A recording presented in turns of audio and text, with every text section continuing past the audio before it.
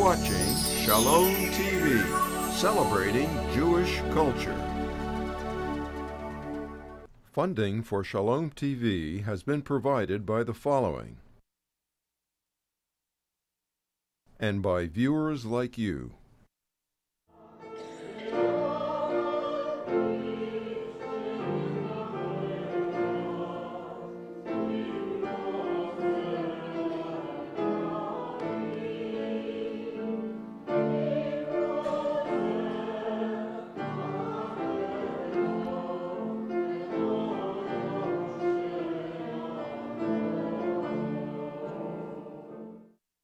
Tonight we come together to commemorate Yom HaShoah.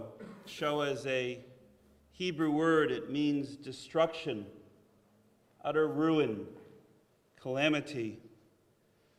Shoah is an even more appropriate description than Holocaust, which means devastation by fire, a burnt offering, the common English term utilized to describe the experience of European Jewry under Nazi terror. Tonight we've come to remember our fellow Jews brutally murdered. We come tonight to decry the sins of silence, complicity, and the outright hatred that allowed the Jews to perish, isolated and defenseless. But tonight we also remember and honor those righteous non-Jews who risked their lives and lost their lives through their efforts to rescue Jews. Tonight we declare to God, remember your martyred children. Remember all who have given their lives for the sanctification of your name. We shall always remember. They tortured the flesh of our brothers and sisters, but our enemies will never crush our spirit, our faith, or our love. This we pledge as an eternal promise in memory of the blood of the innocent that cries out from the ground to God, to us, the household of Israel, to all of humanity. Never again. And let us say, Amen.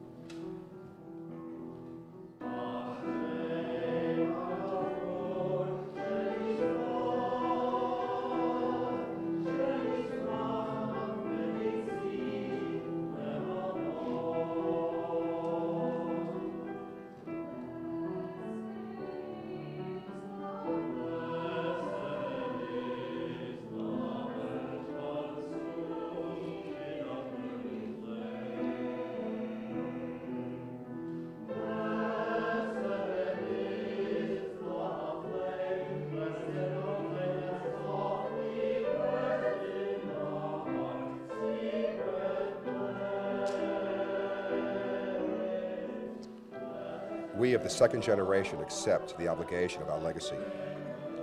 We are the first generation born after the darkness. Through our parents' memories, words, and silence, we are linked to that annihilated Jewish existence whose echoes permeate our consciousness. We dedicate this pledge to you, our parents, who suffered and survived, to our grandparents who perished in the flames, to our vanished brothers and sisters, more than 1 million Jewish children so brutally murdered, to all 6 million whose unyielding spiritual and physical resistance, even in the camps and the ghettos, exemplifies our people's commitment to life. We pledge to remember. We shall teach our children to preserve forever that uprooted Jewish spirit which could not be destroyed. We shall tell the world of the depths to which humanity can sink and the heights which were attained, even in hell itself. We shall fight anti-Semitism and all forms of racial hatred by our dedication to freedom throughout the world. We affirm our commitment to the State of Israel and to the furtherance of Jewish life in our homeland. We pledge ourselves to the oneness of the Jewish people. We are your children, and we are here.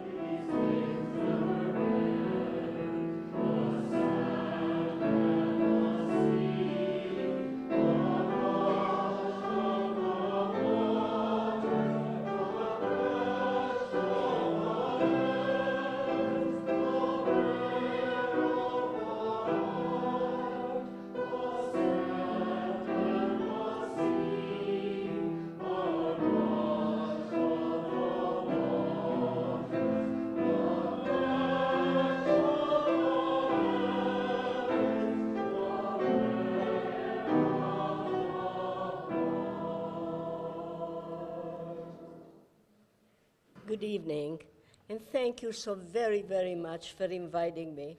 I'm deeply moved, and I'm speaking for all the survivors, for all the tribute that you give to the millions of people who were so brutally murdered in the most horrible time of history. It is very, very gratifying to see that all those, that there is no one to say a Kaddish for them, that they are remembered all through the United States. Forgive me, but this is most moving for me. I come from Czechoslovakia, from a very small town of 15,000 inhabitants. Out of that, a third was of Jewish religion. After the occupation, our life has changed drastically. We were the part that were given over to the Hungarian Empire. Prior to 1918, that part of Czechoslovakia belonged to Austria-Hungary. Our life has changed drastically. Any man from the age of 18 to 40 was drafted to slave labor camp. Some of them never returned. Our businesses were confiscated. We had a farm as well as a general store. They took our horses, our cows. They put in a man in our store. My father could still work there, but the proceeds from the business was going to the government. We no longer could go to school. We could not go. After our occupation, we had to wear the Star of David. In different parts of Europe, different insignias were put in, the Jewish people had to wear, either on the back or on their sleeve. So when they walked, they were seen that they were Jews. We could not walk on the sidewalk. We could not go to a beach. We could not go shopping when we wanted. Our life has changed drastically, but we were still at home, unlike in other parts of Europe where they were gathered to get us already for a little while. I had one sister that lived in Poland. It was about an hour from our hometown. Unfortunately, her life was entirely different. She had a 3-year-old child, little girl, and a 7-year-old boy. As long as we were still home, my mother was able to send some food to her with a peasant, until one day he came back and he said he regretted he could not deliver the food to Charlotte, but he witnessed her execution. What happened, they gathered all the Jews in this, it was the town of Mikulichin. It was about as big as my hometown. They gathered them all. They made them dig a mass grave, and the brutality of it, they shot the children first, then the husbands, and the mothers. They told that to my parents. The person that delivered the food went to school together with my sister Charlotte. But we were still home. However, every day there were different rumors. Today they are taking the older man. Today they are taking the children. Every day with the fear, what is coming tonight? I had an opportunity to go to the Jugend Aliyah, but I didn't want to leave my parents. I was the only one left at home. Until one day, it was the day after Passover, at 6:30 in the morning, they knocked on our window. That were 2 SS men and 2 Hungarian gendarmes, and they told us, you have a half hour. Take all your jewels and all your money and just a little bit enough food for the day and come. What do you take in half hour after your entire life? My father, who was a very pious man, took his prayer shawl and tallis, of course, in the book, and my mother didn't want to go at all. She said, I'd rather kill myself now rather than they should take me. But I begged Mommy, please, we always have time to die. And they took us down to town, which was 4 miles from our hometown, and they took us to the cemetery. My father said, how convenient, they're going to kill us there, they don't need to bring us up to be buried. But that didn't happen.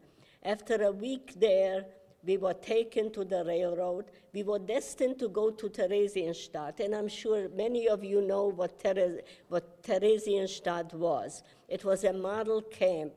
It was a concentration camp where they brought all the Jews from all over Europe, and from there they transported them to Auschwitz, to Majdanek, to Treblinka. There was a law, there came out a law in all over Europe that whoever didn't pay taxes in 1876 in that region was automatically deported to Poland, regardless whether he was born in France or in England or in the United States. He was deported to Poland. Most of them never made it to the border. They shot them on the way there. There was the next house neighbor from us, there were 6 children and the parents. They too were deported. They could not prove that. The next morning, a peasant came down and asked my father to have the bodies buried because they were just a few miles from their home. My father did that. Had he been caught, he would have been killed as well. Unfortunately, one of my sister's husband could not prove that either. She too was deported. But fortunately, she was lucky to get herself smuggled back in home, so she came to us. My nephew was hiding in our house, and my sister was hiding in a peasant's house. And every other day, they called it a razzia. Every other day, there were police coming to check whether any of the people that were deported are coming back and hiding.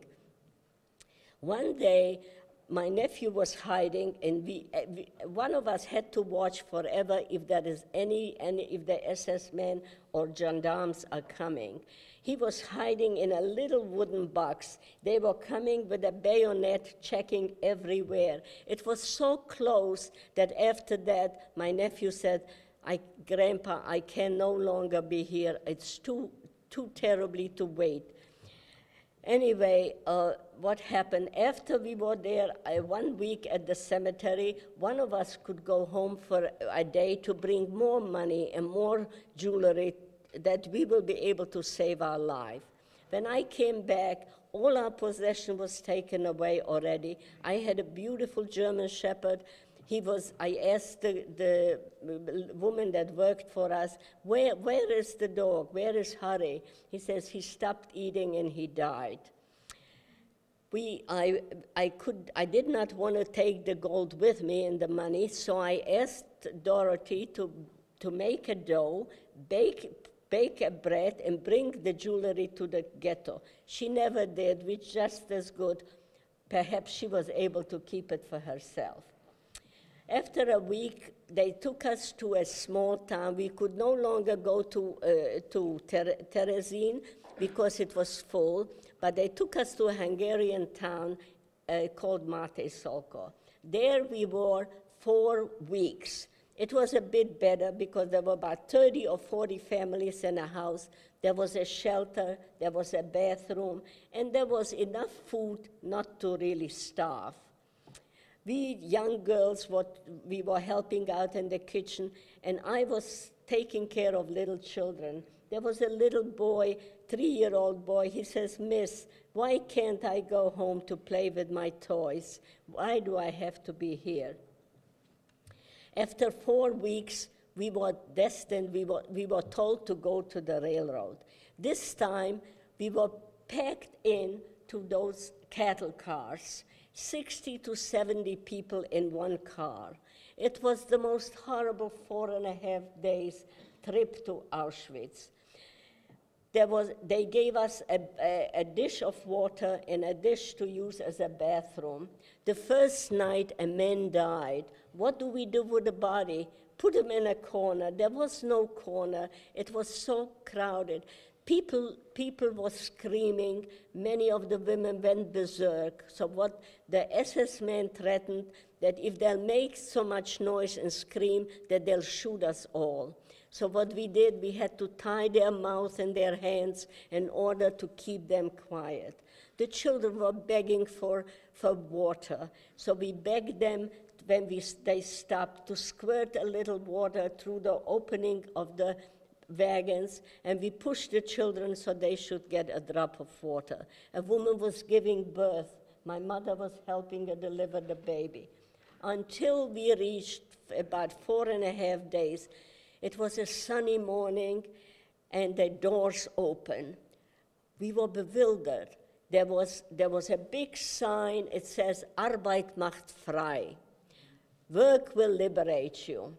We were bewildered. There are men in striped uniforms running back and forth. And there is a band also with men in striped uniform playing music. You don't know, where are we? And we asked the men in the striped uniform, where are we? What is this? And they say, this is hell. And they kept screaming, 16, Tizenhot, in all languages, 16, 16. We didn't know what do they mean by 16. And they especially focused on children, on young people, 16, 16, in all languages. We were told to line up in a row of 5 women and a row of 5 men. There was my mother, my sister, my aunt, my niece, myself, and my aunt's 3 little children. The men lined up in a row of 5 as well was my father, my brother-in-law, my nephew, my uncle, and another man. And we waited until they emptied out all the wagons. Out comes this most handsome man with the shiny boots and the uniform with a rubber stick. This was Joseph Mengele. He was called the Angel of Death. The name suited him to a T, because he was the one who to determine who shall live and who shall die. And he came to our row, he pointed to my niece to go to the left, to me to go to the left, and the rest of them were marching on. And as I passed my father's row, he put his hand on my head, as he did every Friday night, to bless us. And he said to me, Judy, you will live. And I went on the other side. And as I look back, my mother is fainting. I went in the back of all the rows to pick my mother up. Mengele saw that, and he grabbed me here and threw me to the left. With this gesture, he threw me to life. We came into an enormous room, an enormous building. There were chairs lined up. We were all young girls. The oldest person might have been at most 35 years, a mother of a younger person. He picked only people that were young and healthy looking. We were told to get undressed and sit on a chair. Behind each chair was a man in the striped uniform with a machine, and they cut our hair completely bald. We were handed a piece of soap, and we stand in front of a door where it says bath. In our case, it was water coming down. In our parents' case, it was gas. After we were through with the shower, we were handed a gray dress and a pair of wooden clogs, and we started walking to Birkenau. It was so muddy. The entire camp is surrounded with barbed wire. And we walked and walked. I took one look at my niece, and I said, Ida, you don't look so hot. She says, neither do you, my dear. And we came to an enormous building where 1,400 girls came in.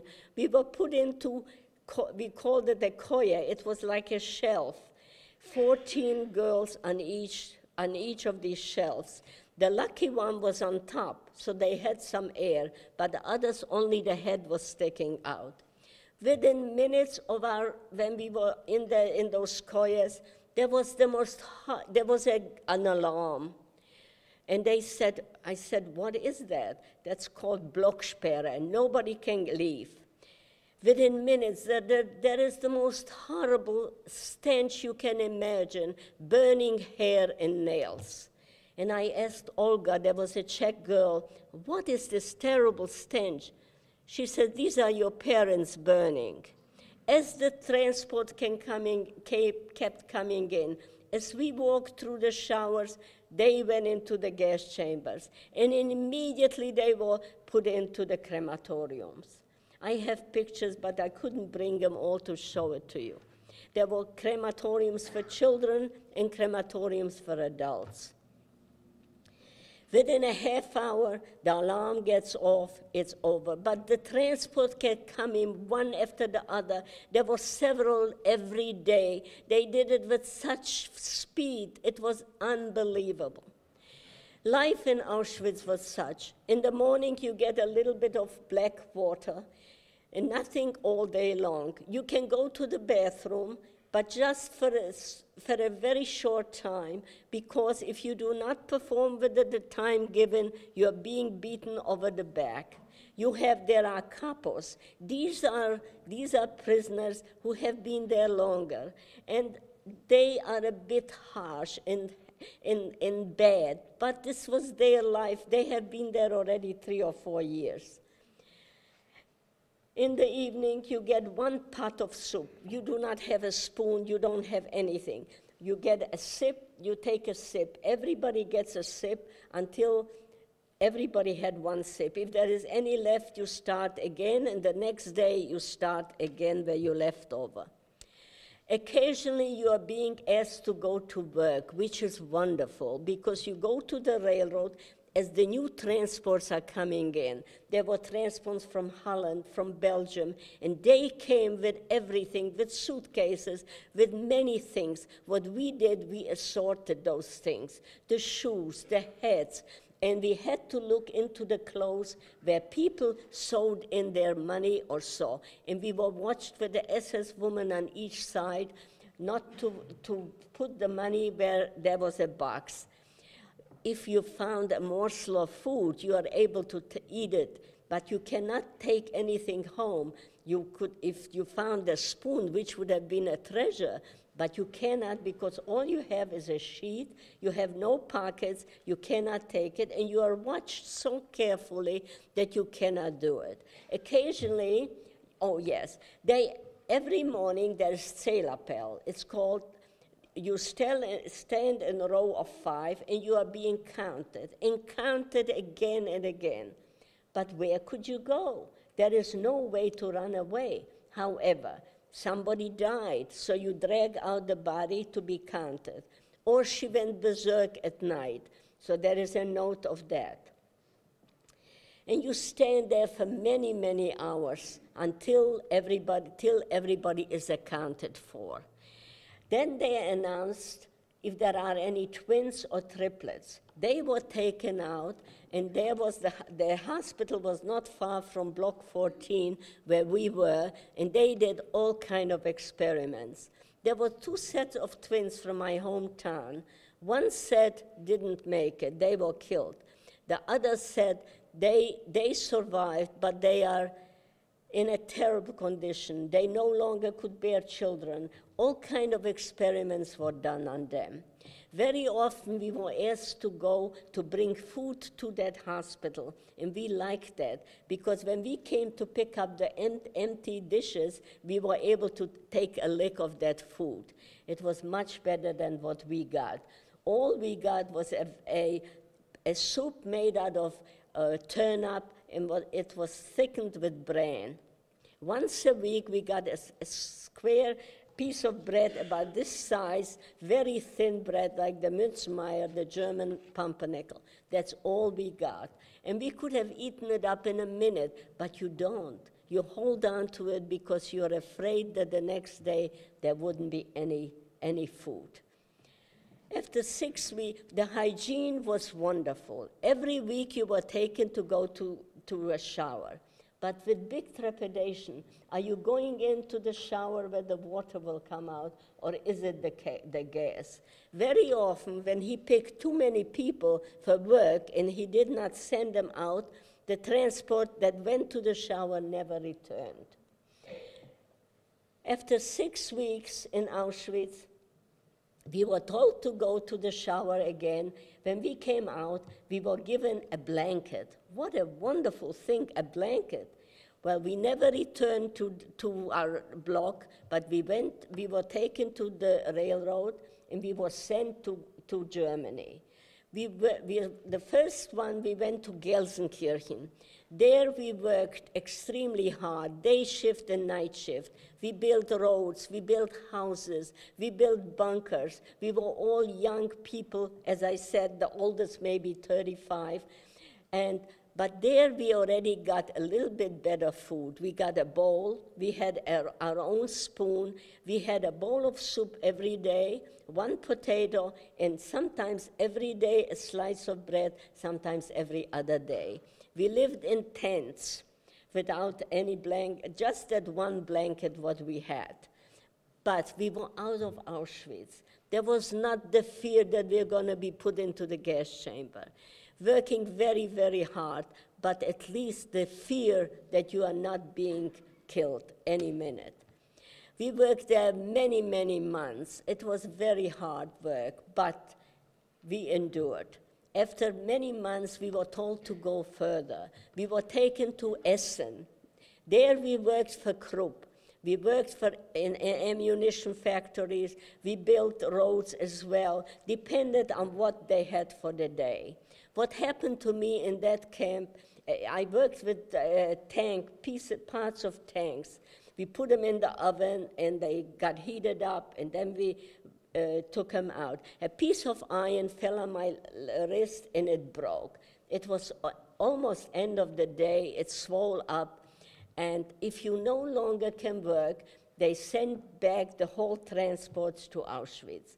The next day, there were a few pregnant women. There were quite a few people that could no longer work. There was supposed to be a shipment back to Auschwitz. I said goodbye to my friends, and in the middle of the night, somebody taps me on the shoulder. It was SS woman Erika. She says, "Komm, du Kleine, come, little one." And I said, "Is it time to go?" She says, "Don't ask questions." Took me to the hospital in Essen, and they put on a cast. I said, "I'm leaving tomorrow morning. Why do you do that?" She did not. She says, "Don't ask questions." She took me back to Krupp, and there was the foreman, Mr. Miller.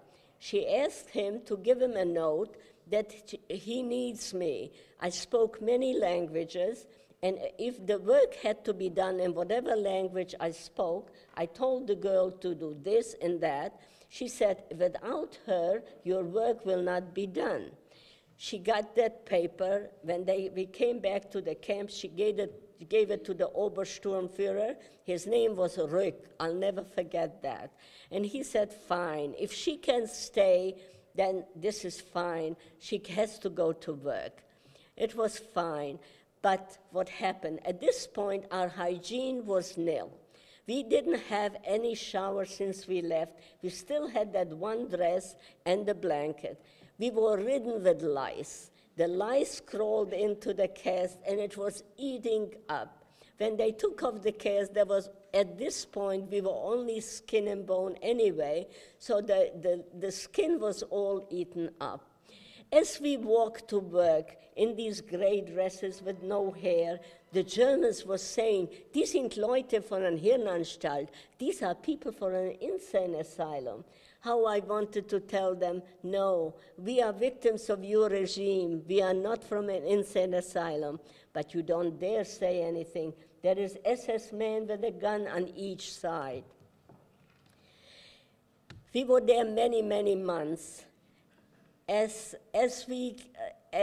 a while, we were told to go on the death march. But this was literally the death march. It took 4 weeks until we reached the destination. But what happened? If there was a mother and daughter, and one of them could no longer walk, the other one didn't want to leave her. She just dropped along the road. So we had to take the one that could still walk, not to let her die there. It was the most horrible 4 weeks. Sometimes we got a few hours by train, but most of the time we just walked. We passed through many men camps, was Bochum, was Buchenwald, was many men, and they were in worse condition than we women were. We finally arrived at Bergen-Belsen. Anybody that survived Bergen-Belsen will live forever. There were mountains and mountains of bodies, hygiene nil, defecation all over. There was a typhoid, fleck typhus. The entire body is covered with black spots, a very high fever with dysentery. No control whatsoever. If you wanted a drop of water, you had to stand in line and you were pushed again. Lice all over. It was a chaos. The crematoriums no longer worked. The gas chambers no longer worked. It was a complete chaos. There we were at least 4 weeks. There were times that the Allies kept coming closer, and there were days that the SS men disappeared. How wonderful. So what did we do? We tried to go to the places where the Germans kept their food, hoping to steal some potatoes or a piece of bread or whatever. But we didn't know that there were German civilians there, and they were shooting at us. 2 of my friends died there. It was the most horrible. You prayed to die. My niece was already completely jaundiced, and she said to me, "Judy, if I could only have a morsel of food before I die, I wouldn't mind it." The SS women announced if anybody is willing to carry the bodies from these mountains of bodies to the mass grave, will earn a bowl of soup. There was one girl there that I said, "Could you come and help me? And let's carry." And bodies can be so heavy because they are all swollen from hunger. And we carry those bodies to the mass grave. About 12 years ago, my husband and I, we went to Bergen-Belsen, and I showed them all those mass graves. I said, "Kurt, this is the graves that I carried the bodies in."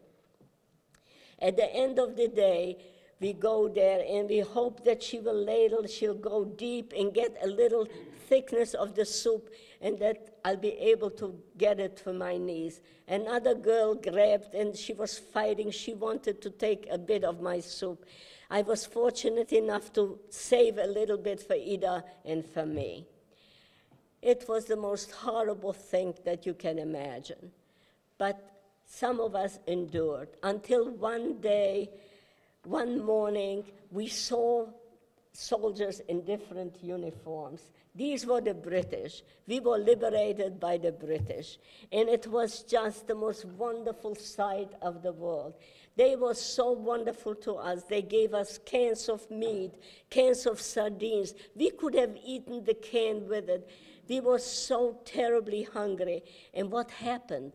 The days after that, people were dying. Our stomachs were all shrunk, and we ate anything we could. Of course, they also had the typhoid. They were dying one after the other.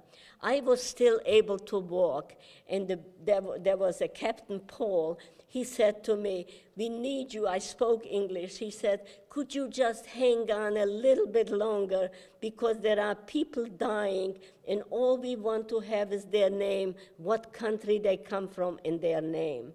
I was able to do that yet for a few days, and then I too got very, very sick and was taken to, they made hospitals out of schools, out of churches.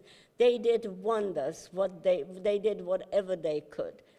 And when I woke up from that terrible illness, of course, pleurisy, I had water on both lungs, very, very sick, but we survived. And who was in the same room but my niece and alive?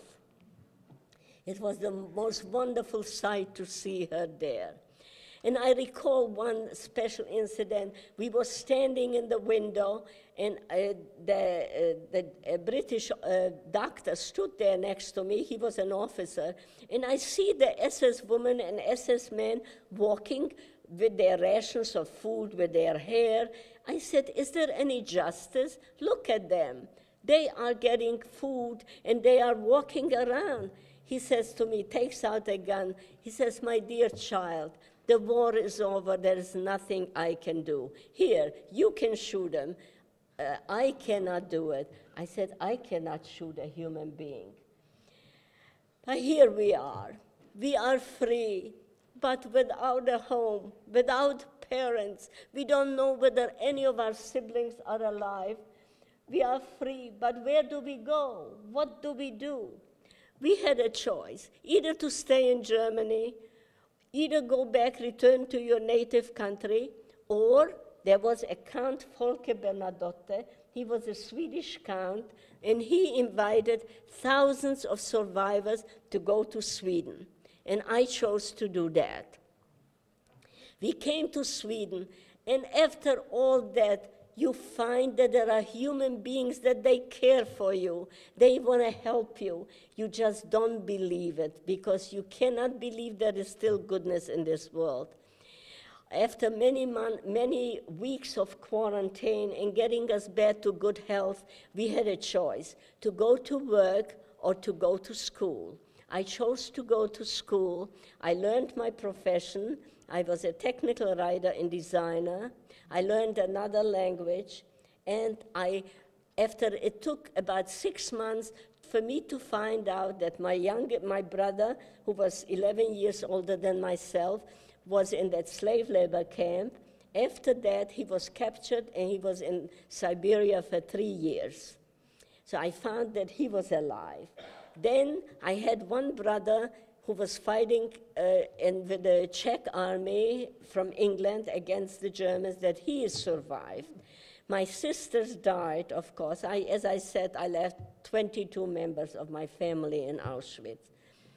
I was 2.5 years in Sweden. After that, I actually wanted to go to Israel. I wanted to build a Jewish country. However, my family did not want that. I had my grandmother was living in the United States and one of my brothers. So I came to the United States.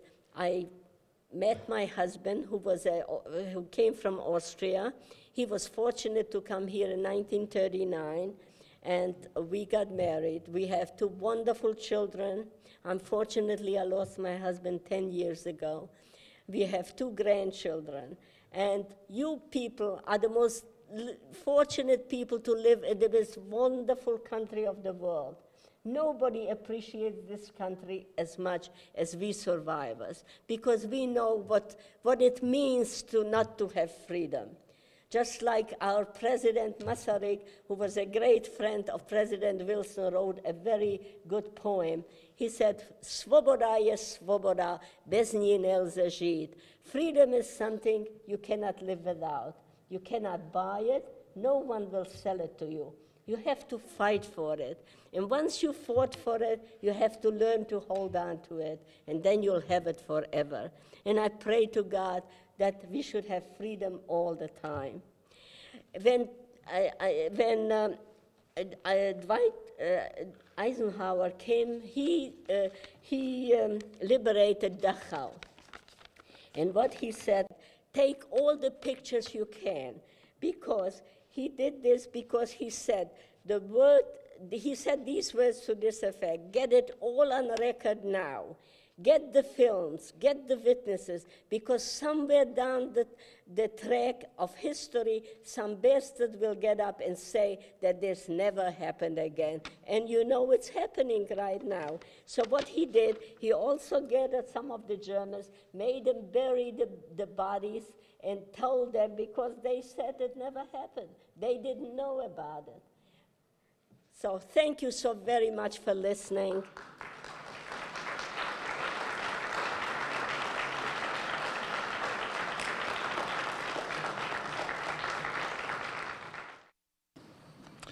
You know, you're a remarkable, remarkable human being. Thank you. And this has been a gift to us. You gave us a gift tonight. You gave us a gift because you tell a story in detail. And it's so important, Judy, that we hear the story in detail, because it's the detail that makes it the real horror that you experienced. And I hope no one here misunderstands. You have an extraordinary persona. It's a persona of life, Judy. You have seemed to have been able to somehow, in the strength that you got from your mother and your father, you were able to transcend. And so when you stand here, all we see is life. We even see happiness, Judy. It was wonderful to hear you had a husband you loved, 2 gorgeous children, and 2 wonderful grandchildren. And in that, there is so much life as well. And we live in an age where the Holocaust becomes further and further away. The Shoah, the Khurban, is further and further away. And some of our children don't even understand, don't have any understanding. But it's not only our children, some of us here. I was born in 1945. The war was over. And for me, it was gone. It is so much of a gift that you come here with the courage and the love and share this moment with us. You are in your life a Kiddush Hashem. And when you said you were surprised or so happy to find goodness still in the world, you embody all that goodness for us. I am so glad that although you lost 22, some of your family survived.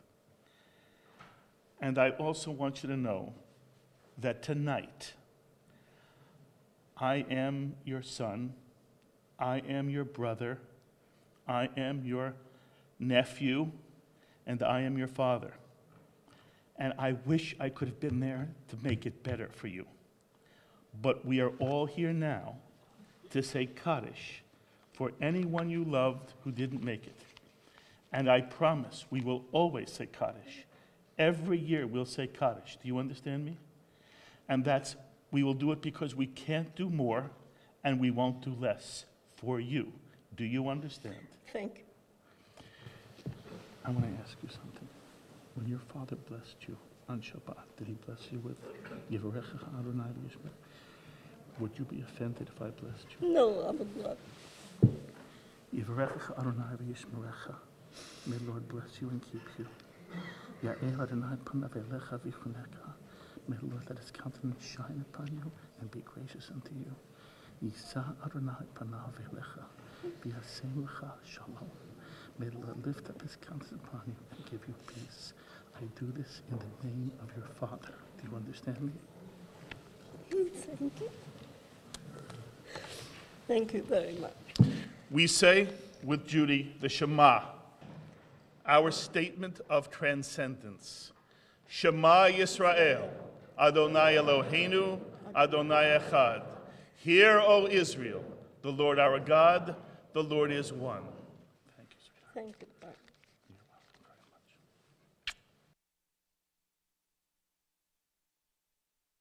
Yit Gadal, Lodge, V'yit Kadash, Gurs, Shemei Rabbah, Warsaw, V'yalma Devra Hirotei, Bogdanka, V'yamlich Malchutei, Ravensbrook, B'chayachon Uv'yomachon, Vilna, Uv'chai Dechol Bet Yisrael, Treblinka, Bagala Uv'zman Kariv, Chelmo, V'emeru Amen, Yehei Shmei Rabba Mavorach Leolam Ol Memai Ol Mema, Yitbarach V'yishtabach, Belze, V'yitbarar V'yitraman, Buchenwald, V'yitnaseh V'yithada, Sobibor, V'yithalev V'yithalal, Majdanek, Shemai Dekudusha Barechu, Mauthausen, Leila, Babiar, Mechal Berchata Vishirata, Bergen-Belsen, Tushbehata V'nehemata, Dachau, Da'amiran B'alma, Auschwitz, V'imru Amen, Yehei Shlama Rabba Min Shemaya, V'haim Olenu V'al Kol Yisrael V'imru Amen,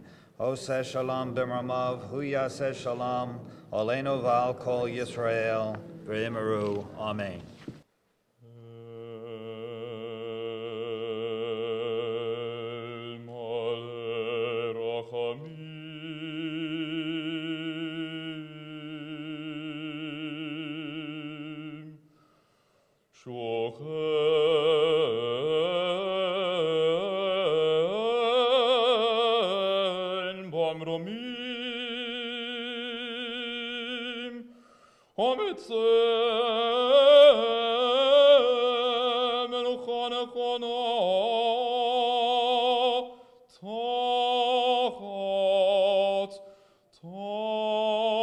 Tachat konfer השכינה,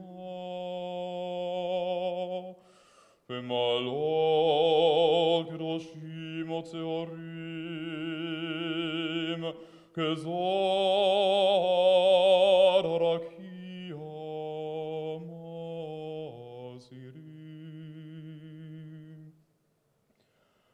נשמור כל אלה שיזכנו